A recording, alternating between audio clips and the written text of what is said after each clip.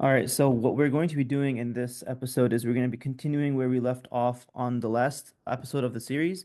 And so in the previous episode, we talked about the logic behind universal common descent and essentially why a lot of scientists end up inferring common descent from their data. But one of the major things that we talked about was that often it seems to be a philosophizing or this kind of like assumption that's taken from the data as opposed to direct observational data. And so I mentioned in that episode that there's this aspect to universal common descent that because it's so logic heavy, there's a question of whether or not it can truly be tested or falsified, right? And we know that as a scientific theory, everything that we take as a hypothesis should have a null hypothesis, right? So every hypothesis that we're testing, there is this hidden assumption that it should at least be falsifiable.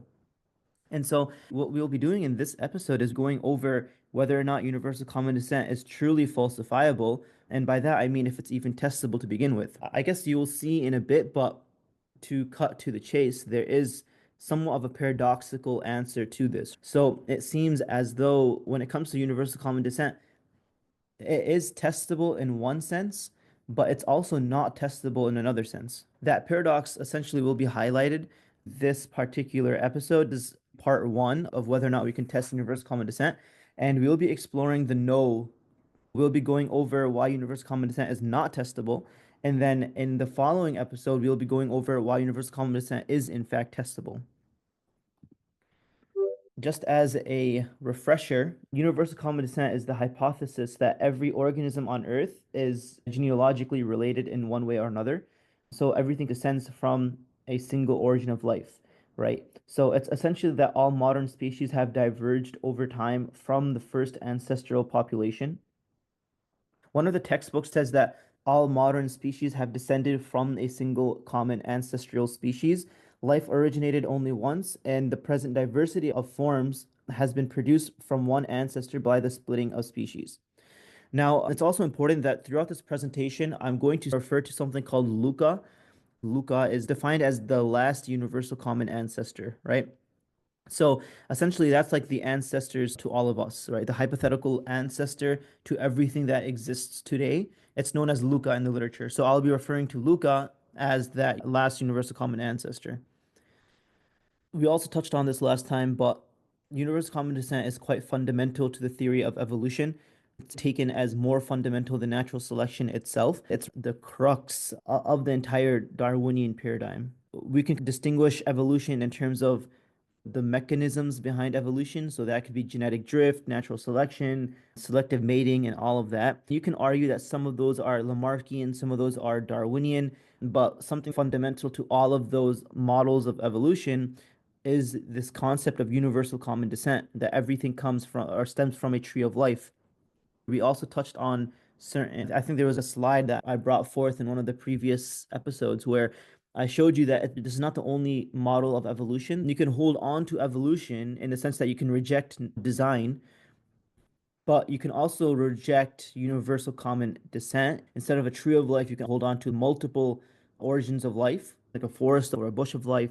And we'll be touching on all those as well. But it's just important to know that we're assuming universal common descent right now, and we're testing whether or not that's truly a scientific theory. So, is it testable? Now, to start off, as you guys can probably tell, universal common descent is an insanely broad claim, right? It applies to every single organism that has ever lived. It's like the genuine question is how could such a huge, broad claim be scientific? How could we put that underneath a microscope?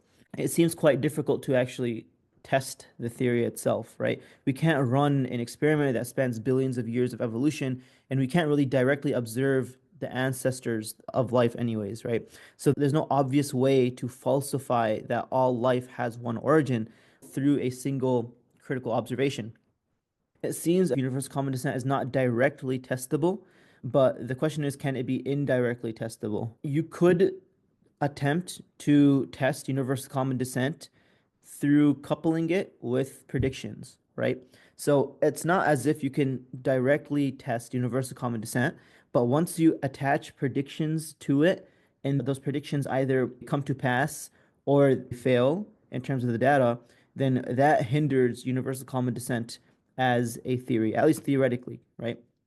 And so, what the way it's said in the literature is that essentially you have to couple universal common descent with these auxiliary hypotheses in order to truly test it. I'm going to try something here. Let's say, let's see if I can test this out. Okay, so let's say I have universal common descent. There's no test, observable test, that will take me here with universal common descent and lead me to evidence, right? So E1 is evidence. There's no direct test that we could do that will take us from universal common descent to evidence. Because of that, we're essentially left with coupling universal common descent with auxiliary hypotheses in order to truly test it, right? So what I mean by that, so we have universal common descent, and universal common descent will be coupled. So I'm going to add an addition sign here, but essentially it will be coupled with auxiliary hypotheses, right? Or an auxiliary hypotheses would be something like this. So now we've coupled universal common descent with an auxiliary hypothesis, and now we can test some kind of prediction. We'll say P1. If the prediction turns out to be true, then what that implies is that the auxiliary hypothesis is correct, as well as universal common descent is also correct. So this is essentially what I'm getting at here, which is that universal common descent has to be coupled with an auxiliary hypothesis in order to have a prediction that could be testable or falsifiable, right? Because likewise, let's say in this case, let's say the prediction turns out to be false, then the auxiliary hypothesis turns out to be false. What ends up happening? This is the question that we're going to be exploring, right? What ends up happening to universal common descent? This right here. So, like assuming the prediction is false, the prediction turned out to be false. So we know the auxiliary hypothesis is false. But what ends up happening to universal common descent? Does it remain true or does it turn out to be false? We'll be exploring this in a couple of slides so everyone can understand. Is universal common descent testable? Only if we couple it with these auxiliary hypotheses. Now, to continue, like I said, this kind of goes over the thing I mentioned before, but we have to design a test for universal common descent that has some kind of prediction element within it. In science, we often test a big theory by deriving more specific hypotheses from it. And universal common descent, like I said, it's very general. It says that all life is related, but it doesn't really give us details into how or what patterns it produces. To get a testable prediction, we have to pair universal common descent with these additional reasonings or these auxiliary hypotheses, kind of like the diagram I showed you before. And one of the famous predictions that we'll be looking at in a couple of slides, you can couple the universal common descent with the hypothesis that the genetic code will be universal. I'll explain what the genetic code is in the next slide, but essentially, we can test universal common descent by coupling it with the auxiliary hypothesis that the genetic code is going to be universal across all forms of life. The idea here is that the genetic code is fundamentally fixed and well established throughout the animal kingdom and species diversity. The reason for that is any changes to the genetic code would be extremely detrimental. It's impossible to imagine a species surviving with an altered genetic code. This genetic code is such a fundamental, complex thing that needs to exist for life to exist, right? We can't have any variations in the genetic code. Because of that, we notice that we can hypothesize that if universal common descent is, then we expect that every single organism should have the same genetic code. And so now we can make a test, right? So we can say universal common descent plus genetic code cannot change gives us the prediction that the genetic code is universal. That becomes something we can physically test. We can explore all the different species on Earth, and if we notice that the genetic code is the same, then we can come to a strong conclusion about universal common descent because that proves the hypothesis. But on the flip side, if the genetic code turns out to not be universal, then that's strong evidence against either universal common descent or the auxiliary hypothesis that the genetic code cannot change. Just to continue off of that, the genetic code, for those who have studied biology, is you can think of it as like a set of rules which translate DNA into sequences of protein. And so there are these 64 triplets of DNA bases, and each codon tells the cell which amino acid to add to a protein, right? So, for example, the code AUG, it codes for the amino acid methionine, and UGA is a stop codon, which is known, the entire thing's known as the standard code. By the 1960s, scientists mapped out the entire code and found that it was the same for every single organism. The near universality of the code from bacteria to humans was seen as strong evidence for universal common descent. And so it suggested that all life inherited this language from that original organism, from LUCA, essentially. And given that background, the expectation under universal common descent was quite clear. It's that the genetic code should be invariant across all life forms. So essentially, that we shouldn't be able to find species that don't follow this standard code, right? Again, because that would be quite detrimental. The inference, essentially, is that the first form of life, or LUCA, had a particular code, and that all descendant lineages from LUCA would have to use that same particular code, right? Because otherwise there would be chaos in the sense that the genetic code was detrimental to the fitness of the offspring. You can think of the genetic code as a translation dictionary for the cell. If you randomly rewrote entries in the dictionary, the proteins crafted from the dictionary would become gibberish, right? In an organism, that means is that the protein would be mistranslated, it would be misfolded, essentially it would destroy its function. And that's why the code is important for survival of the species. Whatever code was used by LUCA would have to be retained because any change in it would kill off the offspring. So really, a single mutation that altered the code's meaning would essentially it would misspecify hundreds of proteins at once, right? And one of the textbooks that I read says we expect the genetic code to be universal if all species have descended from a single ancestor. So again, for life to survive and diversify from one origin, the genetic code must remain the same throughout those branching processes. Any lineage where the code slipped, that entire lineage would completely perish, right? Because any changes again in the code is so detrimental that you can't survive off of even a single variant in the code, right? So this is a strong and concrete prediction for common descent. One ancestry implies one genetic code. That's the prediction for common descent. Again, it's not common descent making this prediction, but it's the auxiliary hypothesis making this prediction.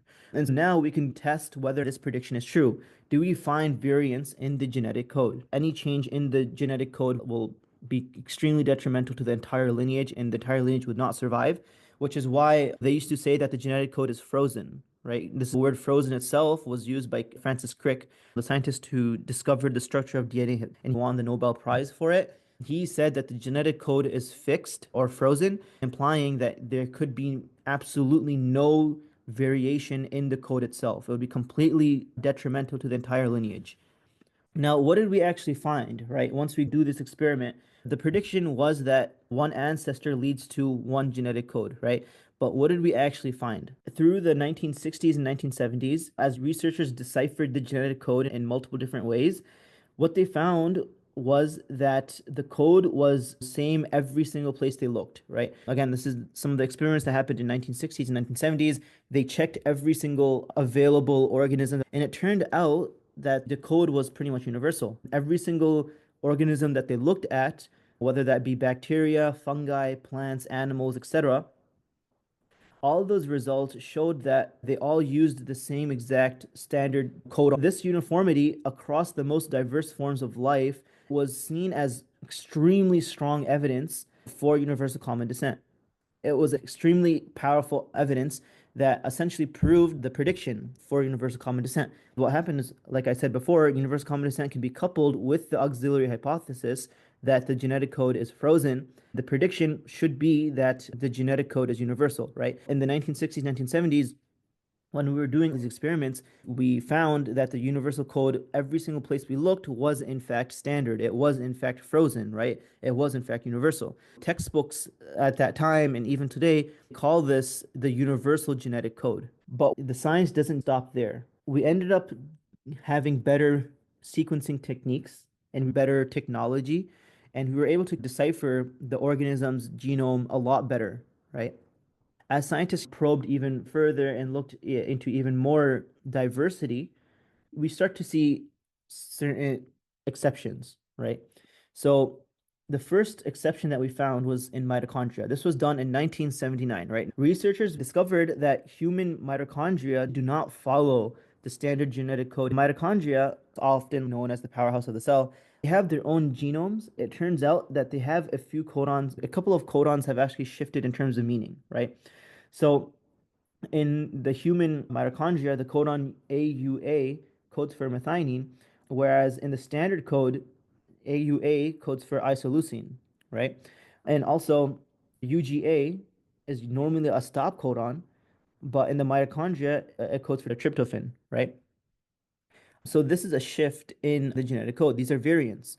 This completely wreaked havoc on the scientific community. It was completely shocking, right? Because for the longest time, the expectation was that the genetic code was going to be universal. It had to be universal. For universal common descent to be true, one of the predictions was that the standard code had to be universal. But when we first found this exception, and this completely revolutionized a lot of things. A lot of scientists were completely shocked by this, right? In 1985, they used this example and said this was the exception that proved the rule, right?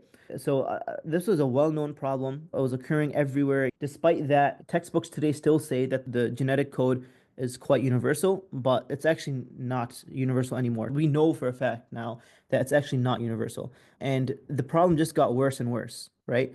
So more exceptions started to appear. By the 1990s, better genetic data from diverse organisms started to uncover more exceptions. And these were not just confined to the mitochondria. Now, even in the genome of certain species, we started to see multiple exceptions. By the mid 1990s, researchers had found that exceptions to the genetic code turned out to be actual variants in the genetic code. For example, in certain protozoans, single-celled protozoans, it was found that the codons UAA and UGA, which are both stop codons in the standard code, actually encodes for glutamine, right?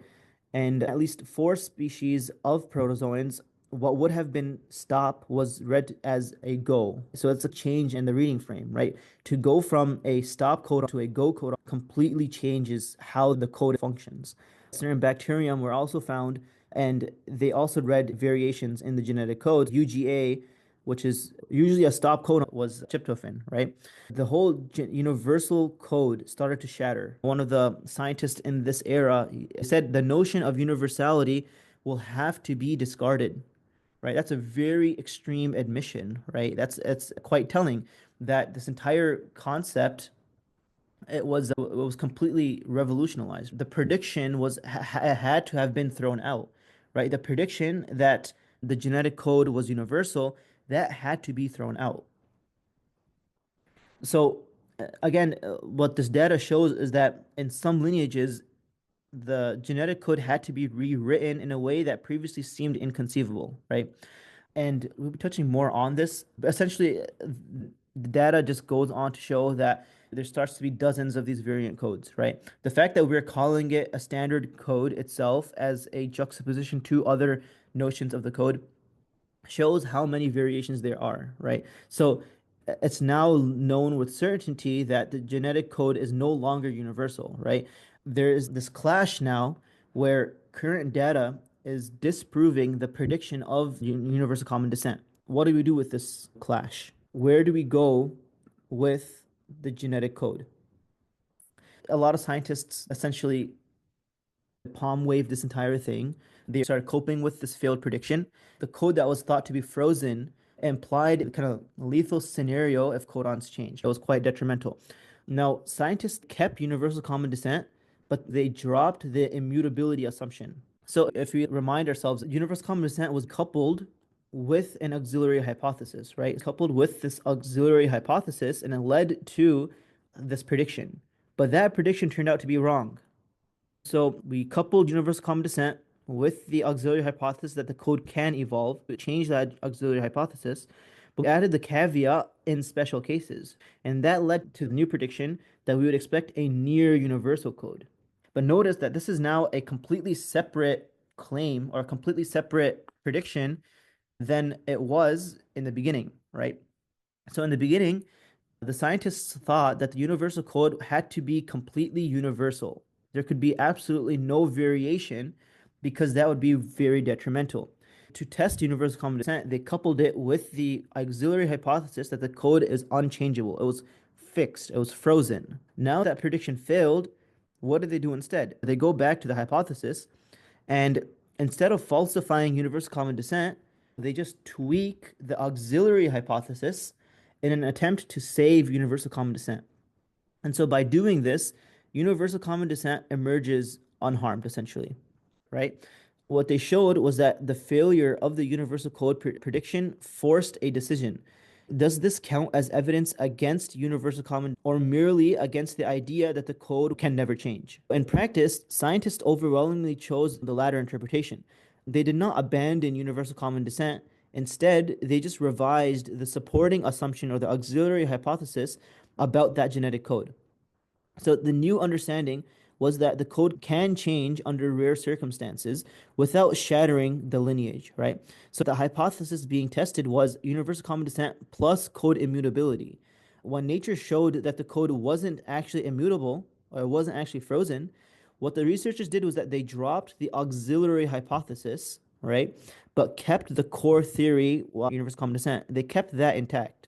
Essentially, virtually all experts working on this problem, either implicitly or explicitly, dumped that frozen code assumption and instead braced the idea that the code is highly conserved, not completely frozen, right? Again, this is a post hoc rationalization in an attempt to save the hypothesis. So the outcome of all of this was that common descent survived the test, right? Instead of being a falsification for the one tree of life, the discovery of variant codes narrowed the scope of what common descent actually promised or predicted, right? So we went from the genetic code will be universal to the genetic code is almost universal with a few exceptions, right? And it's actually not a few exceptions, quite a lot, but it completely changed the entire prediction. So the theory proved flexible enough to accommodate those abnormalities. So now, what does that actually mean, right? So remember when I said I asked the question, is universal common descent actually testable? But we just saw that if we can indirectly test it through auxiliary hypotheses, and if those auxiliary hypotheses turn out to be false, universal common descent doesn't bite the bullet, right? Those auxiliary hypotheses bite the bullet. So now we can truly understand the answer to this question, right? Is universal common descent testable? Quite clearly not. Because every time we couple universal common descent with an auxiliary hypothesis, and that hypothesis or prediction turns out to be false, universal common descent is not really harmed or anything. It keeps on being protected by this auxiliary hypothesis, right? And so without the auxiliary hypothesis assumption of a frozen code, the universal common descent does not really predict anything. If you truly think about how this works, right? Universal common descent wasn't really predicting anything in our equation. Rather, it was that auxiliary hypothesis doing the heavy lifting. Because the prediction was wrong, what bears the consequences is not universal common descent, but rather the auxiliary hypothesis. The auxiliary hypothesis is the one doing the heavy lifting here. Universal common descent is not really providing us with anything essential, right? So the theory becomes a lot more open-ended on that front. Like life could share more than one code, or there could be pockets of deviation. But what we're seeing is that either scenario can be completely rationalized under universal common descent. That's the main thing here, right? One of the analysis that I've read on this wrote it like this: universal common descent now predicts nothing in particular about genetic codes. Maybe they will resemble the universal code or maybe not. The universal rules out nothing. So in other words, whether the code is uniform or not, common descent can accommodate it by just adjusting the narrative of how the different lineages evolved, right? So that is truly highlighting this lack of falsifiability, right? The more flexible and wide-reaching a theory is, the harder it is to pin down a specific risky prediction that would refute it. And this is what I'm talking about, really. You can't have a truly scientific theory that is so accommodating that even if the prediction fails, common descent still turns out to be true. That's essentially what's happening here. So what we said before was that you had universal common descent and it was being coupled with an auxiliary hypothesis, right? Say AUX1. So we have universal common descent, right? The theory that all life emerges from one single ancestor. It's being coupled with the auxiliary hypothesis that the genetic code is frozen. As to the prediction that the genetic code is frozen, right? Or there's no variation in the genetic code. So that's a prediction that there will be no variation in this genetic code. Now, what ends up happening is this turns out to be false. And because that prediction was false, they had two options. Either we can abandon this auxiliary hypothesis, or we can abandon universal common descent. But what ends up happening is universal common descent does not get abandoned, so this turns out to stay true, whereas the auxiliary hypothesis that the genetic code was frozen, that turns out to be false. So now we have a scenario where we were trying to test universal common descent by coupling it with this auxiliary hypothesis. And when the auxiliary hypothesis made this prediction, which turned out to be false, instead of rejecting universal common descent, we rather rejected this auxiliary hypothesis. And so what we did to fix this entire issue is the following. We tweaked the auxiliary hypothesis, right? So we have universal common descent. So we have universal common descent. We tweaked it into a different auxiliary hypothesis, right? So now there's a second one. So we had universal common descent, the theory that everything comes from the same universal common lineage, right? And then we it with the hypothesis that the genetic code is almost universal. That's a new auxiliary hypothesis. This leads us to the prediction that we expect to find nearly universal genetic code wherever we look. So now we've tweaked the auxiliary hypothesis and the prediction to match reality in a post ad hoc way. That way we can save universal common descent. So this emerges unharmed. And because of that, what we've noticed is that whether P1 or 2 is true, it doesn't matter. Universal common descent will always emerge victorious. It doesn't matter what will happen, universal common descent will always be unharmed. It doesn't matter if P1 is true or P2 is true. We end up forming this non-falsifiable narrative of universal common descent.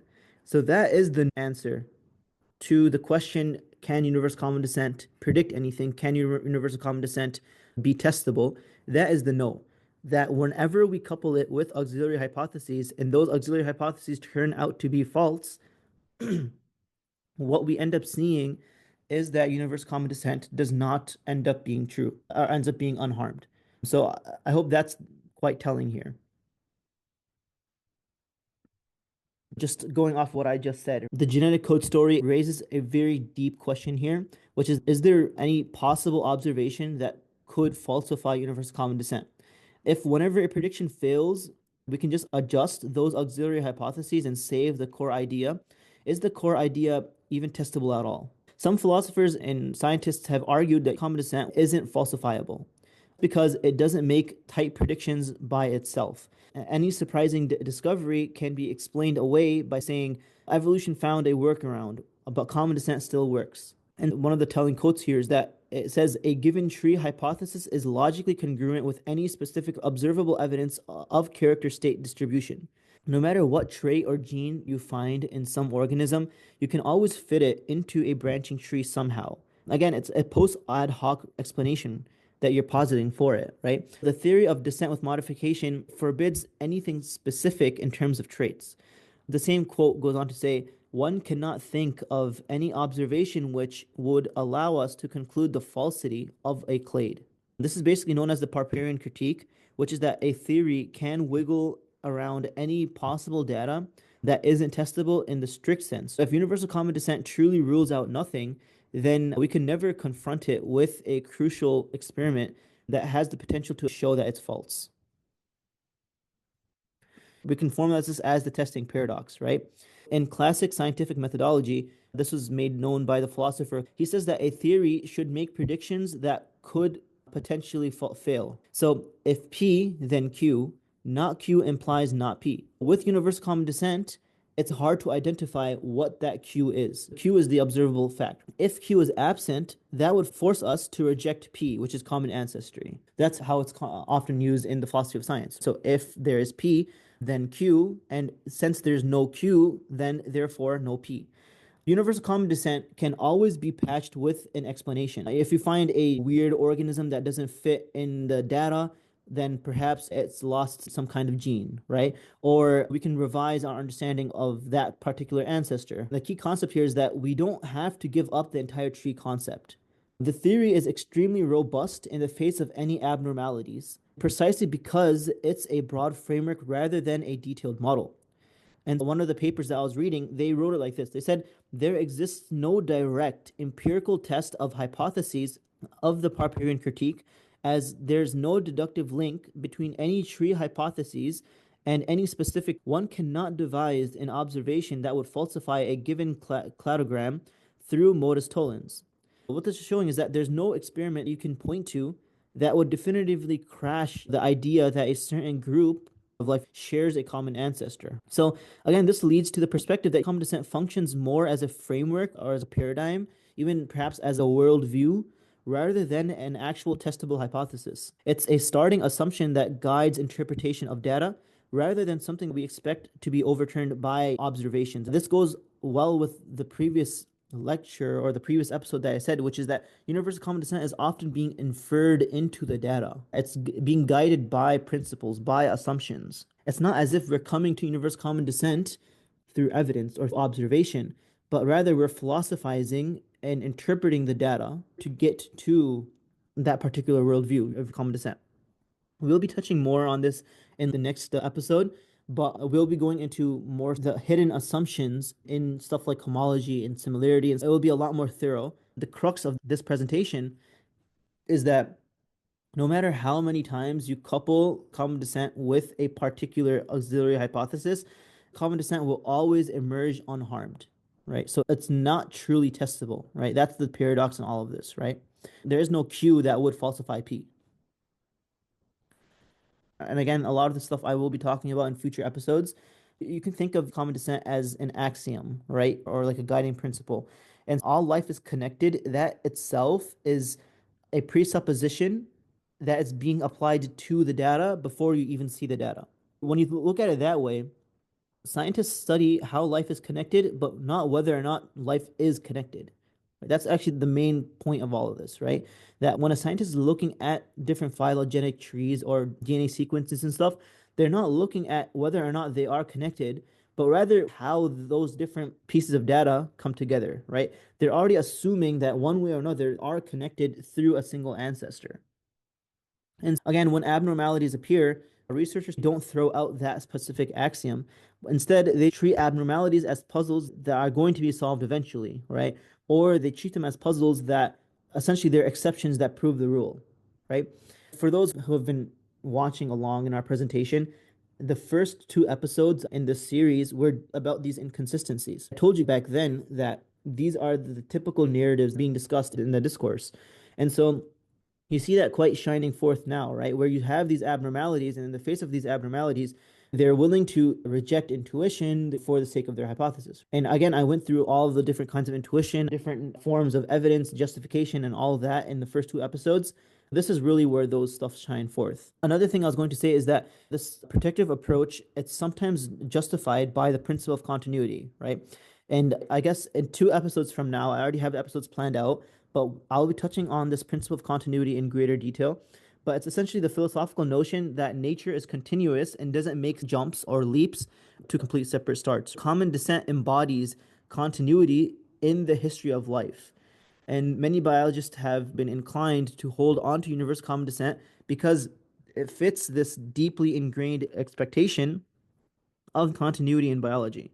So, again, this is something that I'll touch a lot more on in the next 2 episodes because the principle of continuity is really important when it comes to understanding how scientists are looking at the evidence.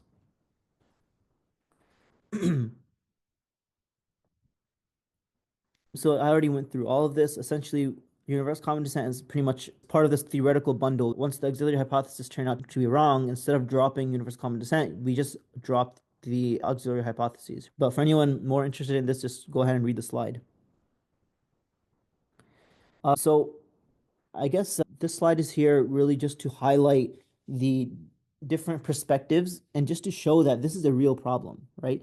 And one challenge that came in 2007, there was a paper that suggested a fundamentally different picture of the history of life. He argued that a single uninterrupted tree of life doesn't actually exist. Instead, large parts of life's history might not trace back to one single ancestor. The reason I'm bringing this up is because this is not something that theists are bringing about. This is not just some conspiracy, right, or some type of pseudoscience, but this is genuinely a problem that's occurring in evolutionary biology. And these are prominent evolutionary biologists, well known, respected in their fields.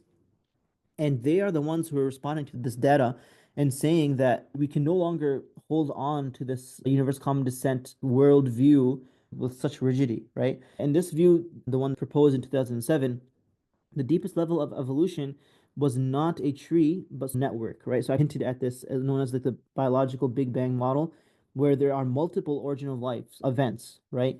And you have multiple origins for those lineages, right? It's not universal, but they're independent, right? There are multiple lines of lineages that trace back to different origin of life events, right? Or different ancestors. The whole biological community, evolutionary discourse, is now more accepting of throwing over the strict adherence to universal common descent. There seems to be this change that's occurring where more and more biologists are beginning to cast doubt on this presupposition of universal common descent, right? Once you look into the data and read the papers, this seems to be the trend, right? So now, the reason why doubts arose was because we got better at whole genome sequencing. We got better in terms of how we read the genetic code. Our technologies were a lot more sophisticated than previously. By the mid, scientists had the tools to sequence entire genomes of many organisms, including lots of bacteria and archaea. Instead of comparing one gene at a time, researchers could compare thousands of genes across multiple species. This comprehensive view revealed a very messy reality. They found multiple instances of inconsistent genealogy at the molecular level. Instead of a set of universal genes from LUCA that all organisms share, they found cases where multiple genes in one lineage had completely different origins than other counterparts in different lineages, right? So this phenomena, it was known as the NOGD, or non-orthologous gene displacement, which essentially it's the idea that suppose every descent of LUCA should have gene X, for example, right? And that this gene X is some essential function. What NOGD is saying is that when you find that same organism that don't have gene X at all, and instead have an unrelated gene Y that does the same job, it's as if two different lineages displaced the original solution with different solutions, right? These are known as orphan genes, and I'll touch more on this in future episodes. But essentially, what this is saying is that prior to having full genomes, biologists assumed core processes like DNA replication, protein synthesis, and metabolism were inherited from LUCA and shared amongst all organisms. But once we understood and once we were able to do whole genome sequencing, once we had that data, we started to overturn this idea. Many core processes are carried out by non-homologous parts in different lineages. And so in other words, the more we look at the data, the more we saw like a patchwork of ancestry rather than a single tapestry. It's as if the branches of the tree of life, when traced to their bases themselves, it started to emerge into a network or simply diverged separately, which again challenges the notion of one root concept. This is completely changing the ties we've been so accustomed to in evolutionary biology. And multiple papers coming out now which are willing to challenge this assumption, right?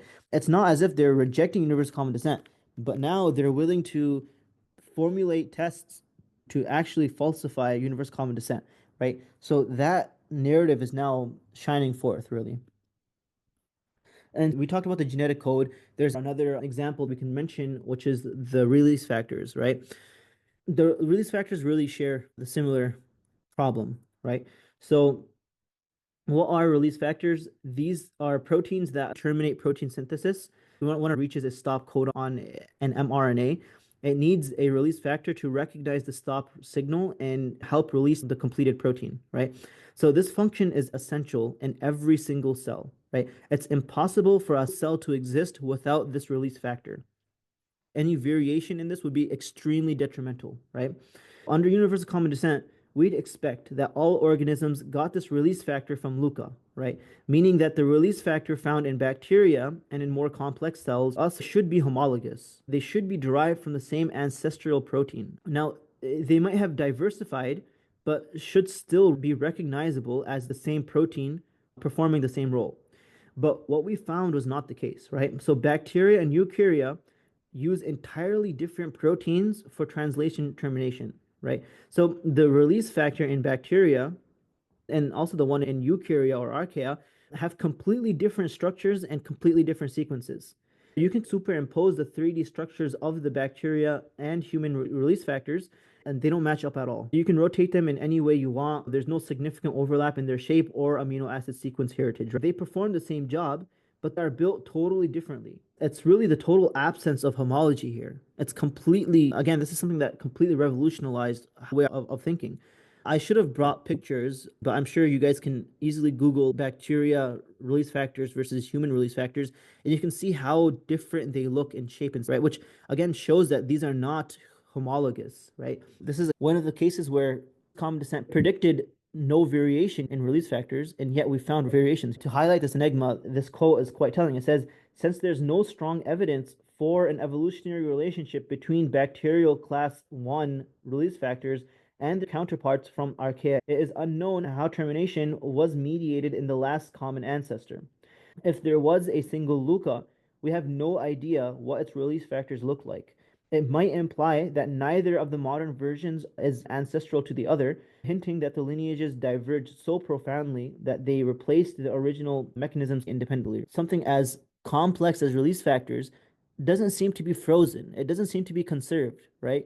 And what that does is it shows the narrative that there seems to be this divergent event in history as opposed to some universal single ancestor that posed these release factors.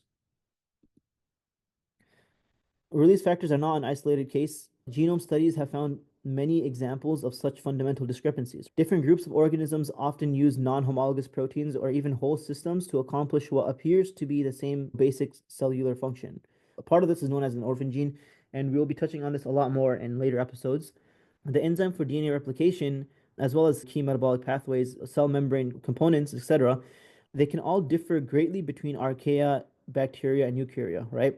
So what this shows is that as we got better with our sequencing techniques, we saw that instead of things being similar to each other, things are actually starting to be a lot more different than we thought. A lot of these genes, a lot of these proteins and enzymes, they're turning out to be non-homologous, right? And despite them doing the same function, the fact that they're so non-homologous shows again that there is this shrinking of what we thought to be universal, right? Things that were universal at one point, like enzymes and all these things, turns out to not be homologous.